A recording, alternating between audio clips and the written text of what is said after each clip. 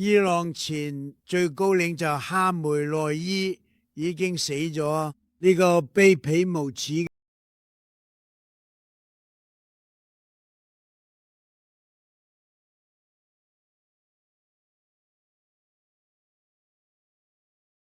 喺過去嘅36個鐘頭入邊，美國同盟友發動嘅史詩之路行動係全世界見過規模最大、最複雜、最勢不可擋嘅軍事進攻之一，從嚟冇人見過咁樣嘅場面。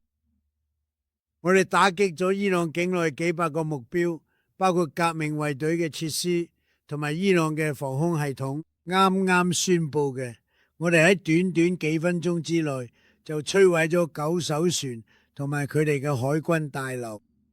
伊朗前最高領袖哈梅內伊已經死咗，呢個卑鄙無恥嘅人手上沾滿咗成千上萬美國人嘅鮮血，仲要為好多國家入邊無數無辜平民被屠殺而負責。尋晚當佢嘅死訊傳出之後，成個伊朗嘅街頭都聽到伊朗人民喺度歡呼同慶祝。成個軍事指揮部其實已經玩完咗，佢哋好多人都想投降佢，保住條命。佢哋想要豁免權，成千上萬個人打電話佢。目前戰鬥行動仲全力進行緊，會一直持續到我哋達成所有目標為止。我哋嘅目標非常堅定。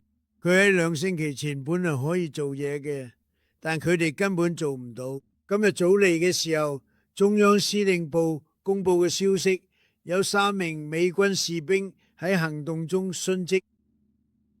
作為一個國家，我哋為呢啲為國捐軀嘅真正美國愛國者感到哀痛，同時我哋會繼續完成佢哋用生命換咗嘅正義使命。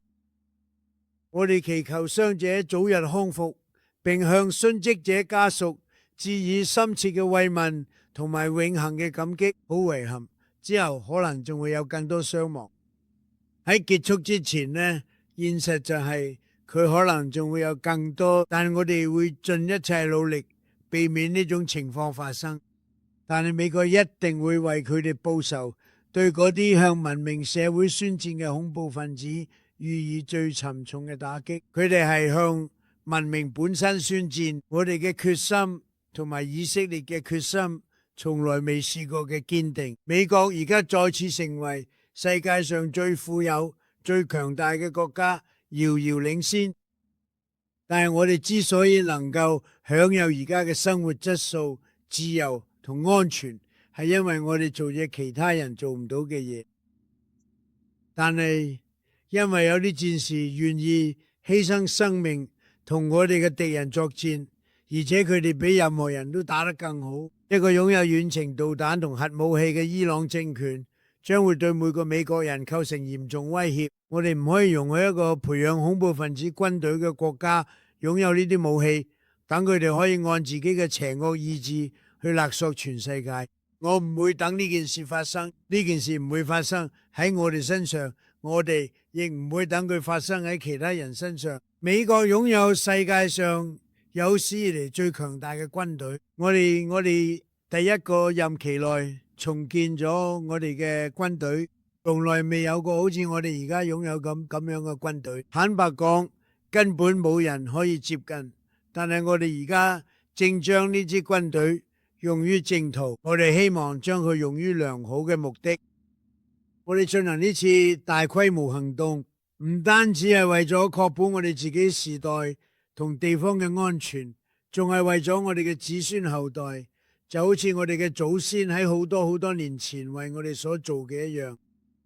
呢個係自由人民嘅職責同重擔。呢啲行動係正確嘅，而且係必要嘅，以確保美國人永遠唔需要面對一個擁有核武器同大量威脅嘅激進嗜血嘅恐怖政權。近50年嚟，呢啲邪惡嘅極端分子一直在攻擊美國，同時高嗌美國去死，或者以色列去死，或者兩者兼有。佢哋係世界上頭號支持恐怖主義嘅國家。我哋係世界上最偉大、最強大嘅國家，所以我哋可以對佢哋嘅所作所為採取行動。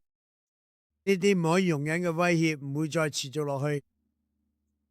我再次敦促革命衛隊、伊朗軍隊同警察放下武器，接受全面豁免，否則將面臨必死無疑，一定會死路一條，場面唔會好啲。我呼籲所有渴望自由嘅伊朗愛國者，把握呢個時刻，勇敢嘅、大膽嘅、英勇嘅奪回你哋嘅國家。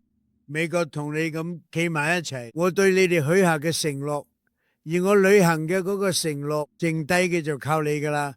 但我哋會喺度提供協助。多謝，願上帝保佑我哋出色嘅戰士，願上帝保佑美利堅合眾國。多謝。